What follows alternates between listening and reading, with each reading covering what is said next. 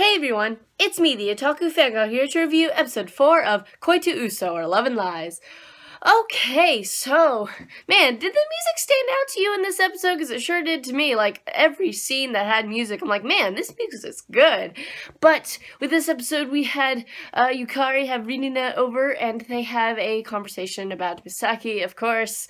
And she's like, so did you kiss her and stuff? And then we lead to this awkward moment where she falls on top of him, and I'm like, yeah, she's totally falling for him. It's pretty obvious. And then they have some people from the ministry come over and ask them about their relationship. And that goes a little awkwardly because they're kind of like, yeah, sure, we like each other. It's just kind of awkward. And then the lady who has really fiery red hair is like, well, you know, people within a month are having sex and stuff. And then Yukari's like, having sex with her. And she's like, that's not happening. And I'm like, okay. That seems pretty funny. But, yeah, I honestly, like, I don't know. I really like Rinina because I'm just like, it's obvious she's falling for him, but he obviously isn't for her, which is kind of sad on her end, but, yeah, and then, well, we go for Misaki and her thing, and apparently the ministry was going over to her house, and he thought, oh, she's getting her notice, now it's all hopeless now, but, Rinina was like, hey, don't give up, you know, and everything, so yeah. But with Misaki, no, she did not get her notice. They came over for a reason we don't know yet. Huh, that's interesting. And there was this girl we've never seen before talking to Misaki, and I'm like, well, who are you? After the fact that she kissed, Yukari. Also there was this mention of, instead of the red string of fate, it's the red string of science, and that is like, really? Really? The red string of science? Just going back to what the people said, just like, really?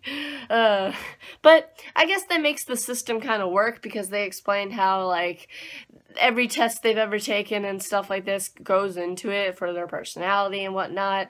So that does make sense for it all to work out that way for Yukari and Rinina to really be a match, but they just don't take into account the matters of the heart. That's the thing. They take into account of, you know, test and whatnot, but not matters of how you feel, you know, your feelings, you know, that's the one thing you can't test on.